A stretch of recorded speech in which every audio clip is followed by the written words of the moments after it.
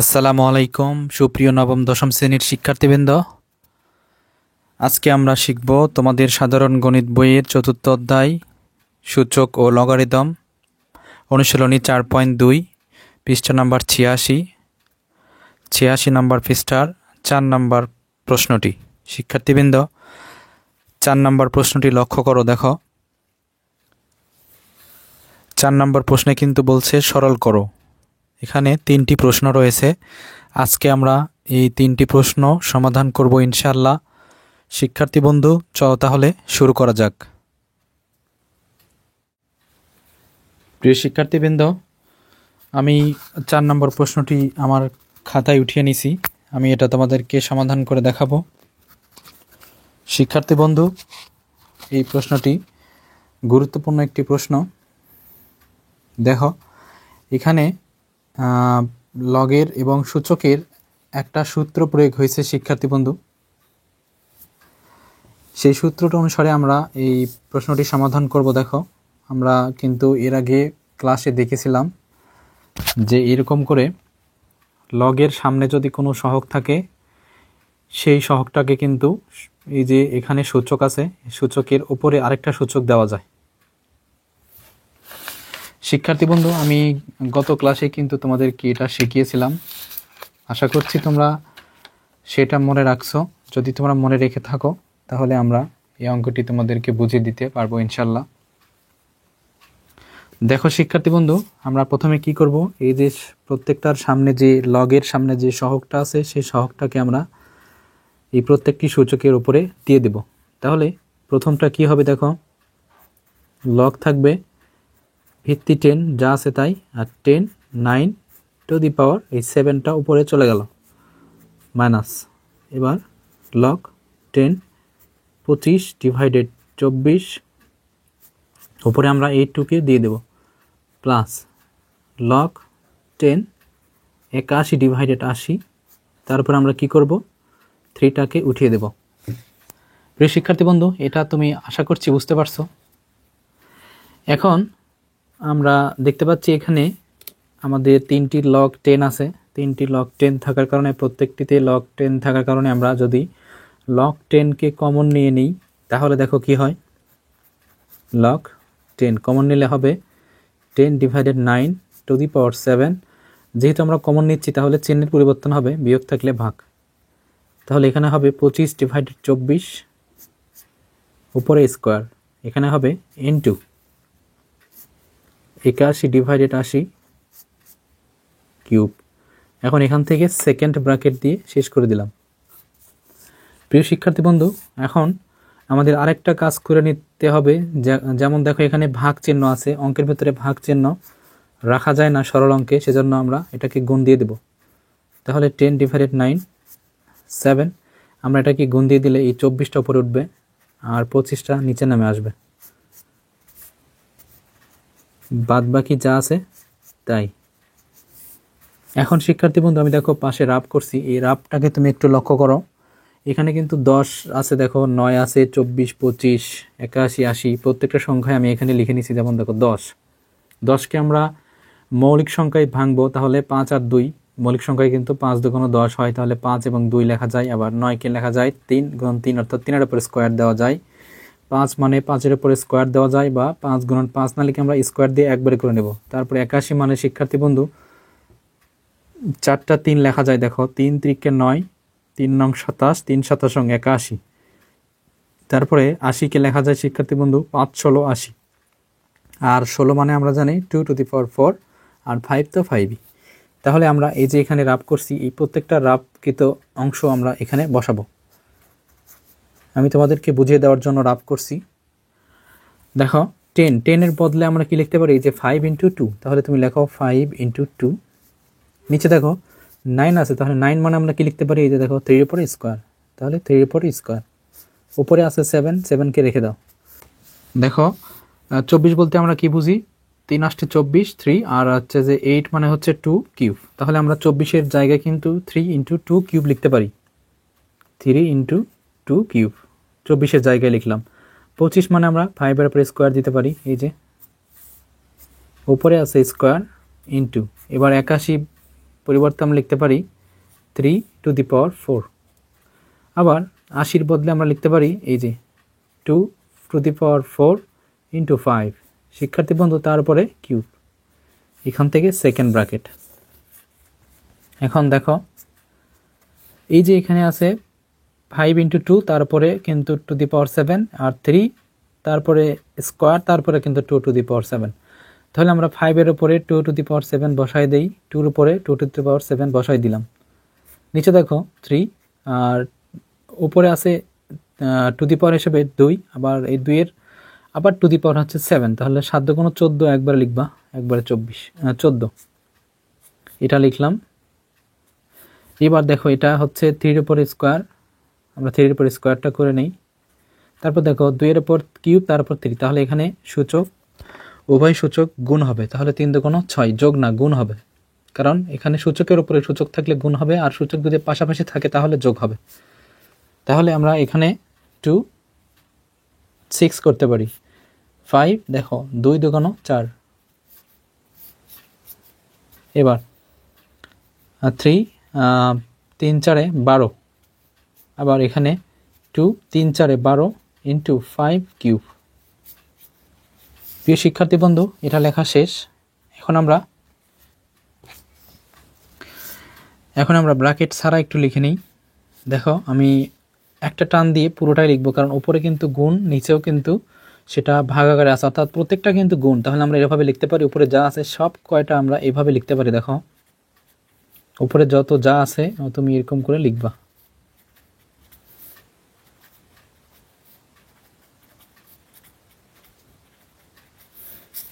Common নিছি log 10। এখন দেখো log 10, এখন এখানে দেখো 5^7 আছে, থাক, কারণ উপরে আর কোনো 5^7 নেই। তারপরে দেখো 2 আছে, দেখো এখানে একটা 2, এখানে একটা 2, তাহলে 2-র উপরে 6, 2-র উপরে 7, তাহলে 2 7 + 6 এরকম করে নিতে পারো, যারা বোঝো না তারা। 3 আবার 2 আছে, তাহলে তারপর আছে 12, তাহলে 2 × 12 নিচে টান। এবার হচ্ছে 3 আছে একটা, লিখলাম। তারপরে আছে দেখো শিক্ষার্থী বন্ধু 5 আছে, দেখো 4 আর 3, তাহলে 4 + 3, 2 আছে হচ্ছে 12, 2^12। এখন শিক্ষার্থী বন্ধু আমরা একটু যোগ করে নেব। এখানে 5^7, 2^, দেখো 7 6 13, 2^13। এবার 3^14, এবার 3^14, 5^7, 2^12। শিক্ষার্থী বন্ধু তোমরা বুঝতে পারছো অবশ্যই। এখন দেখো আমরা একটু কাটাকাটি করব। দেখো এটা কেটে যাবে, এটাও কেটে যাবে, তাহলে আমাদের রইল কি log 10, 213, 2^13, 2^12। শিক্ষার্থী বন্ধু আমরা সূচকের নিয়মে শিখছি যে সূচক যদি ভাগ থাকে তাহলে বিয়োগ করতে হয়, তাহলে 2 কমন নিয়ে আমরা এভাবে বিয়োগ করতে পারি। তাহলে শিক্ষার্থী বন্ধু log 10 2-র উপরে 1, আর 2-র উপরে 1 বলতে আমরা কি বুঝি? প্রিয় শিক্ষার্থী বন্ধু 2ই কিন্তু বুঝি, অথবা এই 1টাকে সামনে আনা যায়। সো না আনে এটাই হচ্ছে আমাদের সমাধান, অর্থাৎ যেহেতু বলছে সরল করো, এটাই হচ্ছে আমাদের সরলকৃত মান। ধন্যবাদ শিক্ষার্থী বন্ধু। এবার আমরা খ নম্বর প্রশ্নের সমাধান করব। দেখো এখানে আছে log 7, আবার রুটের ভিতরে আছে 5 × √7 - log ভিত্তি 3 আর ঘনমূল 3 প্লাস log 4^2। তাহলে আমরা প্রথমে এইটাকে ভাঙবো, এই যে 7 লিখতে হবে আগে। 7 লিখে দেখো রুটের ভিতরে যা থাকবে 1/, সেটা লেখা যায় 1/, সেটাই লিখতে হবে। তাহলে আমার দুইটা একসাথে হয়ে গেল।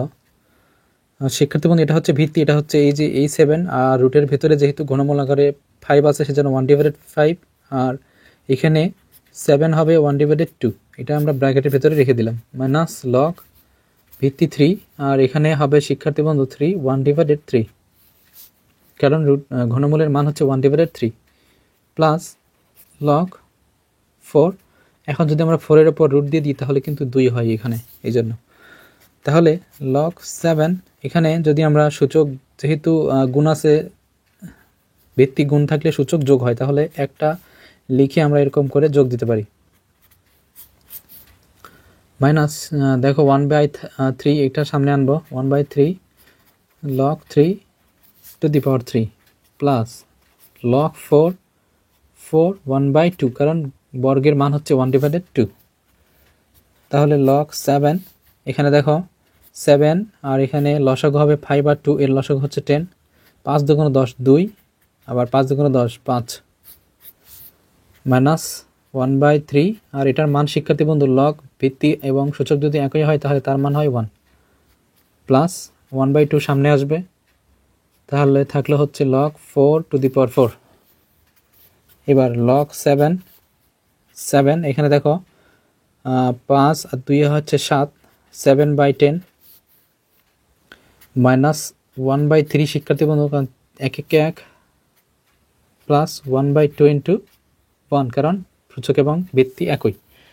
এখন 7/10 সামনে আসবে into log 7 to the power 7 minus 1/3 plus 1/2।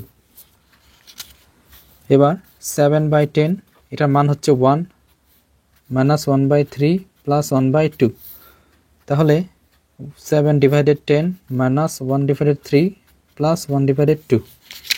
শিক্ষার্থী বন্ধু এখন হচ্ছে 10 3 আর 2 এর লসাগু। দেখো 10 3 2 এর লসাগু যদি তোমরা না বোঝো তাহলে এরকম করে নেবা, 10 3 2 ইউক্লিড পদ্ধতিতে করে নেবা। তাহলে 2 দিয়ে ভাগ করলে হয় 10 এর ভিতরে যায় 5 বার, 3 এর ভিতরে যায় না, 2 এর ভিতরে যায় একবার। এখন তুমি গুণ করে দেখো, 5 2 10 3 10 30, 5 2 10 3 10 30, অর্থাৎ 2 গুণন 5 গুণন 3 গুণ করলে হয় 30। এটা হচ্ছে তার লসাগু। সেক্ষেত্রে আমরা লসাগু নিতে পারি 30।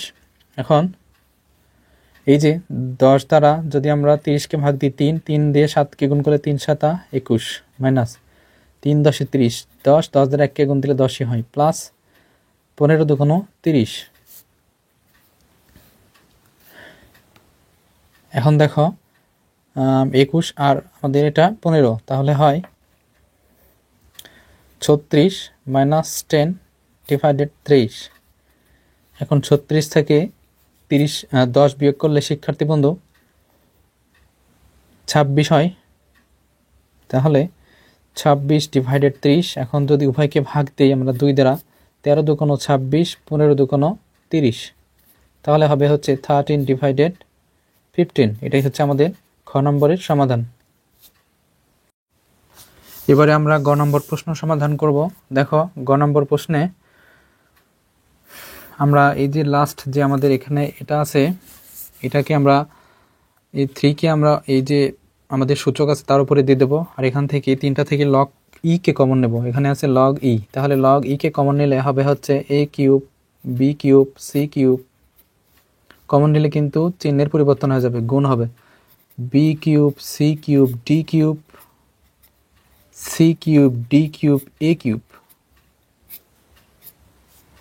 এবার এই যে 3কে আমরা এটার উপরে উঠাই দিব, দেখো b স্কোয়ার c, তারপরে 3 দিয়ে দিলাম। এখন দেখো log e, এখন এখান থেকে কি কোনো কিছু কাটা যায় কিনা দেখো, এই যে দেখো a কিউব কেটে দিলা, c কিউব কেটে দিলা, d কিউব কেটে দিলা, তাহলে শিক্ষার্থী বন্ধু থাকলো কি b3 ইন্টু b3। তাহলে এখানে যোগ করতে হবে b3 প্লাস 3 যোগ করলাম, আর আমাদের থাকে অলরেডি c3, নিচে কোনো কিছু কিন্তু থাকে না, মাইনাস log e। এখান দেখো এখানে হয় হচ্ছে 3 2 6, তাহলে b6 c কিউব, দুইটার উপরে কিউব দ্বারা গুণ দিয়ে দিছি, তাহলে log e এখানে হবে b6 c cube minus log e b6 c cube. এই দুটা কেটে যাবে, দেখো উভয় কেটে গেল, থাকে 0, কিছু থাকে না মানে কি 0 থাকে। তাহলে শিক্ষার্থী বন্ধু আমাদের গ নম্বর প্রশ্নের কিন্তু সমাধান হয়ে গেল 0। শিক্ষার্থী বন্ধু আজকে 4 নম্বরের আমরা 3টা তোমাদেরকে সমাধান করে দেখাইছি। আজকে পর্যন্তই, আশা করছি তোমরা সবাই বুঝতে পারছো। ধন্যবাদ। আমার এই ভিডিওটি যদি তোমার সামান্যতম উপকারে আসে, লাইক কমেন্ট সাবস্ক্রাইব করতে ভুলবা না। ধন্যবাদ সবাইকে, আল্লাহ হাফেজ।